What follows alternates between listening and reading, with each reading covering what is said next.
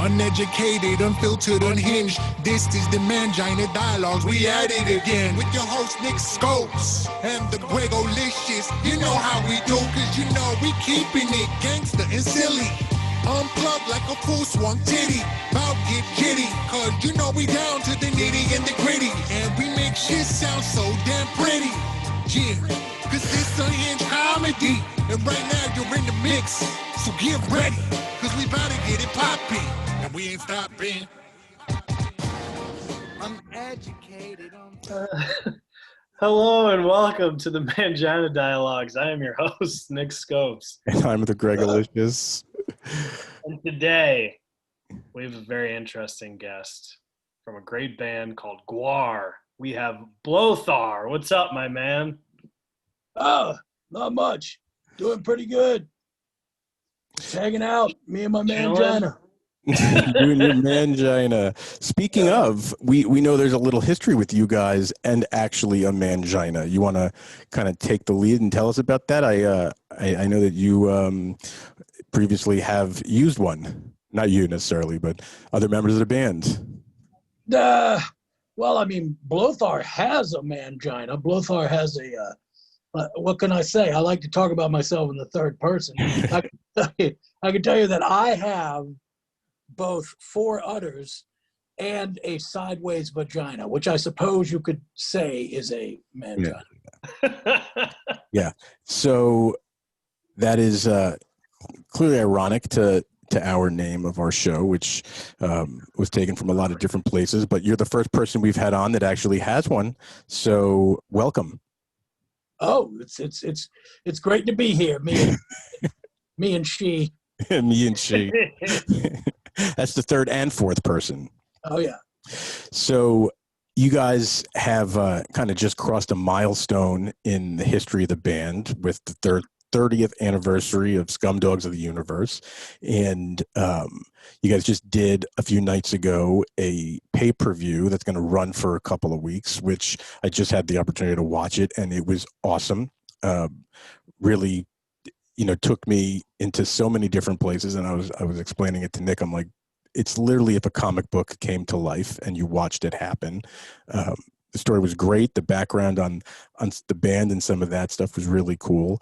Can you just kind of tell us a little bit about, what that's about? Obviously, it's the anniversary of the record, and how you put that whole thing together.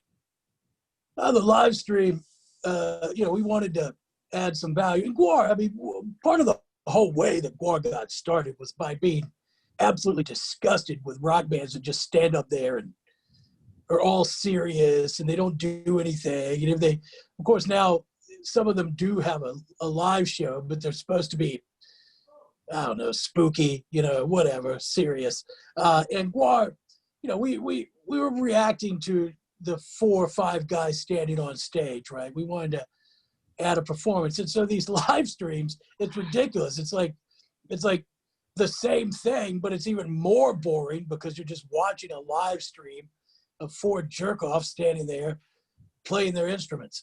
Right. So we thought to ourselves, why not just, do an actual live GWAR show, which is already going to be incredible. It's already very different than any of those performances. But we wanted to sort of kick it up a notch and add some Muppet Show elements to it, where there's a kind of backstage story that's going along. And so that's what we did. We just shot a bunch of extra content to go along with the thing and sort of folded the actual live stream into a storyline involving our manager, Sleazy P. Martini. This is the return of, it's actually the first time that all 3 Destructos, which are a race of Scumdogs of the Universe, this is the same sorts of beings that GWAR are. They have traditionally been charged with returning GWAR to the service of the intergalactic master. We're sort of erstwhile warriors, and they're trying to get us back. And for the first time, all 3 of the Destructos from across GWAR's career appeared at the same time. So you had the original Techno Destructo, followed by Bozo Destructo and Saalborg Destructo, all of them right there. And in the beginning sequence, you get to see a little bit of that. Techno is he shows back up and he can't remember who GWAR is. So the other guys basically beat the crap out of him and finally he remembers. And then, of course, they attack us as they always do during the show. Yep. So where's the musical inspiration behind the band? I mean, I know that there's tons and it goes back 30 years now. Like, and I know you said it's sort of the anti guys standing on stage doing a thing, because obviously anyone who's not familiar with GWAR or has seen you live on stage truly is missing out on one of the coolest visual rock performances that anybody can see on stage, any type of music, any band. It's really, in my opinion, I saw you guys in the 90s when, you know, the whole thing started in New York City, and I've been such a fan since for the overall visual experience of what you get when you pay your money to come see the band. But where does that come from? Well, you know, I just did a little sort of lecture on the origins of the music and the performance on Scumdogs. And what I can tell you is that, you know, GWAR is influenced by shock rock, to be sure, but a lot of other sort of performative rock music, right? Because it's not just, I mean, you can go all the way back to, and I literally don't think GWAR would exist. And this is a fact, without Arthur Brown and without Screaming Jay Hawkins, you know, these sort of people that placed a premium on the live element of rock music. Right. Even bands like The Who would sort of revolutionize that, you know, the aspect of performance. And GWAR, yes, we're into Kiss, yes, we're into Alice Cooper, but, you know, just as much, we always were really into Devo a lot, right? Because here's a band that has a story. It's not just Kiss, which is just a bunch of monsters, and then when they do tell a story, it's usually impenetrably stupid, which I suppose we've inherited. And then, but there's Devo, right? I mean, they've got an idea, a concept, and they commit to it. And that very much is, and GWAR came out of being a punk band. You know, this record, Scumdogs, what you're hearing is a group of musicians who really aren't metal musicians, right, who are punk musicians who come out of the American hardcore scene, trying to play metal music. And then, of course, in GWAR, there's a whole other side, which is the visual art side. And those are people that we consider to be in the band who are making props and costumes. But those folks, they were a little older than the musicians. So from them, we got, you know, the classic Deep Purple and Jesus Christ Superstar and Parliament Funkadelic and the Tubes and all that stuff, you know. All that stuff went into GWAR. And then the idea of sort of parodying metal, which is what we were still doing when we made Scumdogs. I think later on, GWAR sort of crossed the line and became metal. But with this record, I still think of it as a punk metal record. Right. Gotcha. So I discovered you guys when I was in high school. So this was a while ago. So the early 2000s. I wasn't really, you know, I knew some metal. I wasn't really sure. A buddy of mine kind of turned me on to you guys. And this is just a quick story of how I kind of found out what you guys were about and what your concerts were like. So I was having a party at my house. This is in high school. I'm like 16, 17. And two of my buddies on the football team, two big dudes, were like, we're going to a GWAR concert. And we were like, oh, okay, what's that? And they're like, don't worry, we'll come over after the concert. And we were like, all right, yeah, have fun, man, whatever. And they show up with white T-shirts that were just covered in blood, some of their own from the mosh pit, and then some that you guys sprayed. And they walked into that party, and it was like the record stopped, like out of a movie. Everyone was like, dude, what happened? How was the concert? Are you okay? And they go, it was fucking awesome. And that was my first introduction. I was like, all right, I don't know what this music sounds like, but they started playing it more and more in like our football locker room and workouts and things like that. And that's what turned me on to you guys. But you guys have such amazing, like all the stuff you guys have done on stage, like wild things, executions, right? I'm putting that in air quotes, of celebrities or things like that. How did that come to be? Like, what was that, the thought process in that? Obviously to be parody and be different and be funny, but you know. Yeah, to be honest with you, to go way back, way back, GWAR, when we were first getting things together, I remember looking at the Monty Python movie where the guy rips, he rips one of the knight's arm off, and it bleeds and bleeds and bleeds. We all, we love that. We're just young punk rockers, and we like Monty Python. And then somebody bought a book, and you could see that how they did that is that they had a fire extinguisher, and they were just pumping it. It's like a light bulb went off. Wait a minute, you mean we could do that, right? Yeah. So, and part of it is just the punk DIY thing of, GWAR is not, Alice Cooper does executions too, right? But it's slick and it's horror movie. And GWAR has always been way more out of the realm of underground comics and sort of, ham-handed, sloppy effects, right? Especially in the early days when everything was made out of paper mache. Yeah. Now, yeah. Now, of course, it's all real, Yep. steel and leather. But but you get the picture. Yeah, for sure. So, one of the things obviously I'm very curious about is, when we talk about shock rock and all of that, there's, a whole handful of bands that have come the last 15 or 20 years, obviously post you guys. I'm curious what you think of some of those, like your Insane Clown Posses and your Slipknots and your Hollywood Undeads and Mudvayne and all the guys that truly took the hardcore music or metal, and kind of brought the performance element into it, that clearly those guys are all GWAR fans, right? So, they can't not be, and there has to be tons of inspiration from those guys out of you. But what do you think about the new school of some of those types of bands? Well, I always thought there'd be more of them. Right. but because it's just so much more interesting. Your life is so much more interesting if that's what you're doing, to me anyway. But I think that certainly Slipknot, that's a band with a lot of very good musicians. Sure. Insane Clown Posse, I enjoy their shows. They catch a lot of heat, but I think they do some good things for people. Right. And I also think that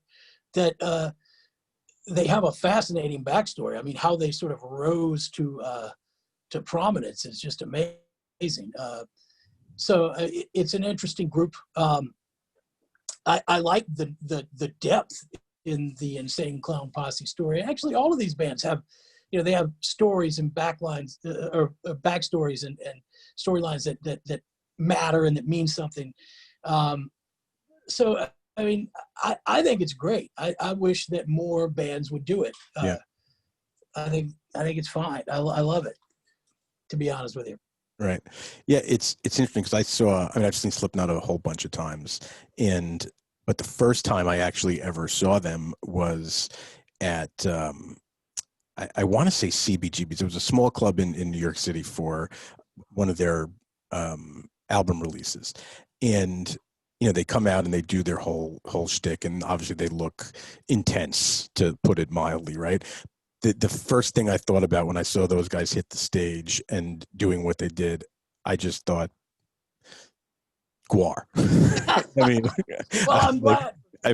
There was a lot of guys on stage, all running around, crushing it, musically. They are, like you said, insanely talented, as you guys are. And it was just like this mind play of, yeah, it is what this is, but this is a derivative of these guys that really took it to another level. Yeah. Well, I think musically, certainly it's been difficult for GWAR, more difficult for GWAR to, because of the scope and also the timing, to sort of play out of the theatrics, if that makes any sense. Like, Slipknot is a good band, and I think people recognize that. People understand that. Sure. GWAR's kind of struggled at times for respect and acknowledgement as far as that goes, which is interesting. I think part of that has to do with nobody was doing this the way we were doing it when we started. And just the size of the show, especially back in the 90s, you know, when we had, and of course we've had that since then, but, you know, in 1989, when you put a 20-foot dinosaur on stage in a small club, right? Yeah. When you put a 15-foot tall or 12 to 15-foot tall transforming robot on stage, you know, people are always going to say, yeah, the music, who's paying attention? The show is great. You know what I mean? Yeah. But certainly some of these other bands have gotten around that, which is interesting to me. Right. What was it like the first time, you know, that you guys got on stage and you had like these, I'm assuming no one else had 20-foot dinosaurs they were bringing with them to shows. Like, what was the people's It reaction? is still my greatest joy is performing a GWAR show in front of people who I know have never seen it. Right. And really have no idea. But you still, in today's world, I mean, it's just like, you know, where the media, instead of a garden hose, it's a massive drain pipe, right? Like, so the force of everything, the impact of everything has been dramatically reduced.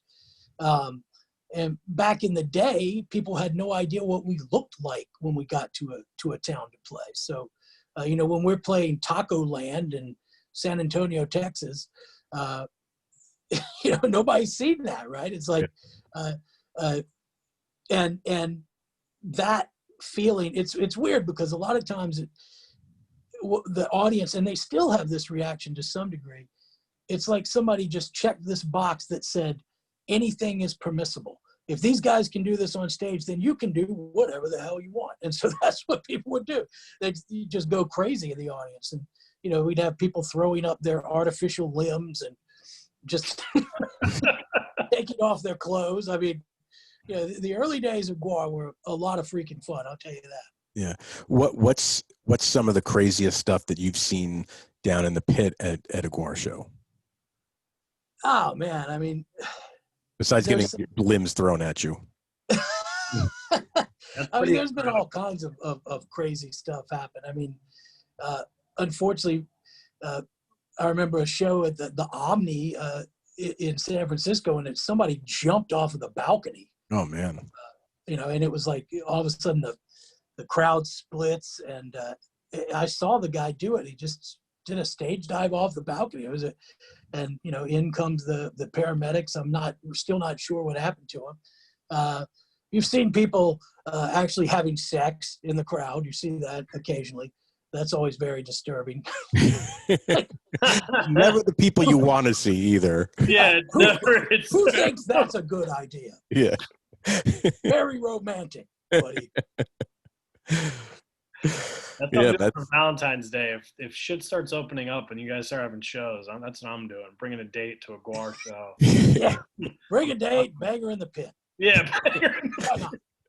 What could be more beautiful and romantic? I can't think of anything. That's a new Hallmark card. If I fucked in the pit. Yeah, so many meanings. So, I mean, you know, we're interviewing you on a very interesting day and time, you know, period of our lifetime, being Election Day 2020. And, you know, you guys have obviously had, you know, some storied stuff with social commentary, you know, on your shows and things. What do you make of this time that we're living through and regardless of political, I'm not asking you political questions. I'm just as far as the time period goes. Right. I mean, you know, I was asked earlier about how GWAR went down the road of, you know, killing celebrities. GWAR tries to reflect what's going on, hold up a sort of hideous funhouse mirror to the world. Right. And lately, the world it's gotten more and more difficult to sort of out-weird the world, right? Yeah. I mean, the world has become a darker and darker place. I mean, people are, you know, I mean, GWAR cuts heads off. Well, big deal. You can see that the real thing on, you know, until they pull it down from YouTube, like horrible things are going on in the world.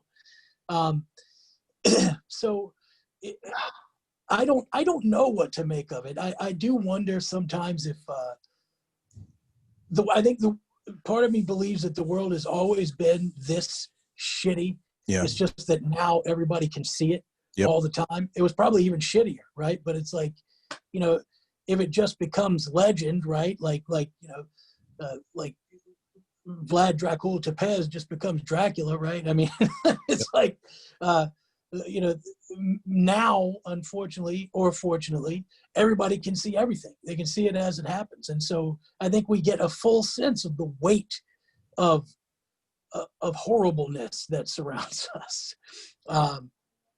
So I am hoping that we can leverage that into a good thing at some point. But it's not looking good. Right. How do you think that changes the GWAR shows, you know, going into next year, hopefully when we can all get back to seeing some live shows, you know, sometime? Well, I mean, I will tell you this, that, you know, we've had content that was due, content. Isn't that a wonderful world? Where I've had songs that I had written. Right. One in particular was about Monument Avenue in Richmond, Virginia. And the monuments, the Civil War monuments coming to life. Right. And, you know, and that was I guess that song was finished in January of 2020. It was for the next album. Right. And, you know, that song, we can't use it right now. We can't use it now. Like, we have to rewrite it, take a different approach with it, move it into a different area. I mean, so the world is changing so much and so rapidly that we're almost, you know, we've been waiting until after today, in a way, to do a lot of stuff, to finish a lot of material that we've been doing, to work out a lot of storylines that we've been working on. You know, we're going to have to see what happens today in order to keep those current and present. And I do hope that, what I hope is that we have a world where GWAR can tour again, right? Where we can get out there and play. Even if it's a drive-in concerts. I do like the idea of live stream concerts, and I don't think live stream concerts are going anywhere. I think they're going to be here for a while. Yeah. As a form. But, you know, the drive-ins, that was fine. That was fun. I'd much rather look at cars than people any day of the week. Yeah. Yeah, you know, nice headlights and exhaust systems out there, if you know what I mean. Yeah. They don't fuck in the audience. And you have to worry about seeing No, they just wreck into each other. I gotta tell you, you guys, people may be surprised, but you guys have had 2 Grammy Award nominations. 3. 3. 3. Yeah. 3. Oh my God. Well, I missed one then. But my favorite is for best long form music video, and the title, Phallus in Wonderland. Right. That's the greatest fucking title. If I ever have a comedy special, I would want to call it that, but you guys did it first. But that is great. How'd you guys Well, come up thank you. with that shit? Well, Phallus in Wonderland is based on a true story where, you know, we went down and we were playing in North Carolina, Charlotte, North Carolina, which at the time was the hometown of Jesse Helms, who was a very conservative member of Congress. Yep. Remember. And, you know, we played, and Helms he was famously also like racist. I mean, they actually found him saying like all kinds of horrible things. But Helms had basically called the dogs on us. So we get out there and we're playing, and all of a sudden in the back, you know, I see a door open up and you see a line of policemen come through the back door.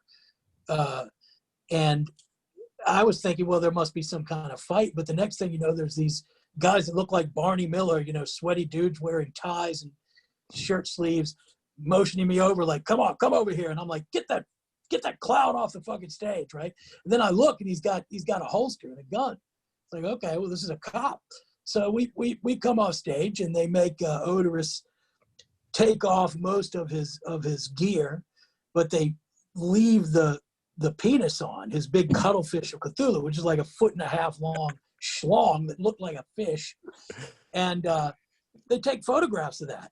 And then they pick it up with a pair of tongs and put it in a 5-gallon bucket, and they took it, right? So, I mean, we were on a tour, so we had to finish the rest of the tour without a dick.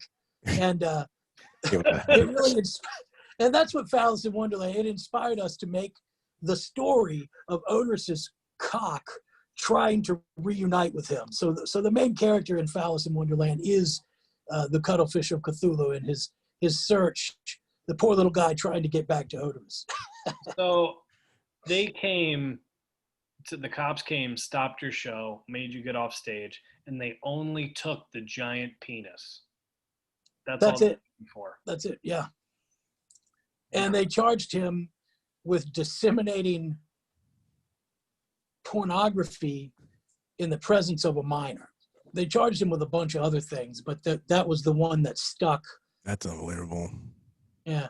That's I great. just loved it because they actually put up a picture of Dave Brocky, who was Onerus's human slave. And underneath his face, it had the words, "He ate feces." So we made a t-shirt out of that. That's the best. That is unreal. But he ate feces. Those cops probably just wanted to sit on it. They seem repressed down there. They definitely were something. So did you go to the Grammys? The first ones we did, yes. And did you? The first time we were nominated, we went. I think they might have gone. Maybe we sent somebody on a subsequent round, but right. I know that we did go the first time, and that was a blast. We did I remember Sir Mix-a-Lot had erected this gigantic black ass that was just right across from the Shriners Auditorium. Right. Like big inflatable butt. And that was hilarious. And then, we got in, and I like to tell the story. We walk in there, and Onerus is running around and screaming, and all of a sudden we look up, and it's Patrick Stewart up there on the balcony. Wow. And so Onerus points at him, and he says, "Jean-Luc Picard, as I live and breathe," right? Just really loud. And Stewart looks down at him, and he says, "Someone's got a wonderful baritone. You should be Shakespeare." Hilarious. That's a highlight of all Grammy. You guys are right. Okay. You're. Then we watched Michael Jackson and In Vogue, and I smoked crack, and I don't remember what happened after that. And that's GWAR for you. That's what they do. Or people like, who the hell are these guys? Did you show up decked out like you were on stage? Yeah. I mean, we did a walkthrough, of course, in the outfits. Yeah, as GWAR, we came and but it's not like GWAR's going to sit in the Shriners Auditorium for a 2-hour presentation, watching all these clowns get awards that we don't have a shot at winning. Right. So. Anyway, so just kind of back to the 30th anniversary, that you guys are also put out a remastered box set, or right? That's right. Yeah, we have a remastered. It's funny to use these words re this, re that associated with it, because in a lot of ways it's Scumdogs the way that we envisioned it to begin with, right? It's not reimagined or anything. This is just sort of how we wanted it to be. It's got the cover that we want, that we originally intended, just before the record labels started to muck it up. It's got, the mix is done by Ronan Murphy, who's a heavyweight producer. He did a good job on the last GWAR album, and he's done a bunch of bands. So it really is a stripped down version of and very up to date sound of this record. And I know that that's a sensitive thing too. I mean, I remember when they remixed, when CDs came out, right? Sure. Yep. And they remixed and remastered all of things like, you'd go to buy a ZZ Top record, and it just sounds stupid. Like they replaced all of Frank Beard's drums with electronic things. Yeah. It's like, what the fuck? This is crap. It's not like that. I mean, if anything, we took it backwards. Right.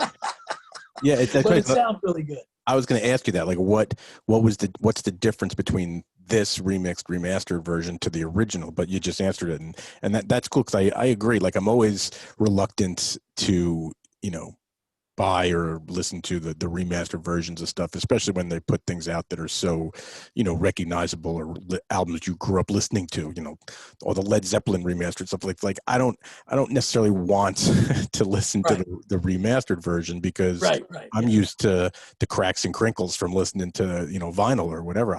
That's what I want to hear. So I mean, I was going to ask you, but that's awesome. So it's also been re-edited to some degree too. I mean, there's performances on it. You know, if there were songs that we had made shorter for whatever reason, you know, with tape cuts or whatever back in the day when we actually used that stuff, magnetic tape, you know, those have been added back in from the original masters. So it's, I don't know, I really enjoy it. I have seen very little negative reaction to it by hardcore fans. They seem to love it. That's awesome. So what's next for you guys? Like, I know obviously we don't know what the hell is going to happen in the next few months, or with everything with this virus going on. I know you guys have the 30th anniversary thing, but like as far as live shows, when do you think that's going to happen for you guys again? Well, we're looking at 2021. I mean, we're working on the album for 2021. There's a big surprise release that's coming out that I'm not at liberty to talk about just yet.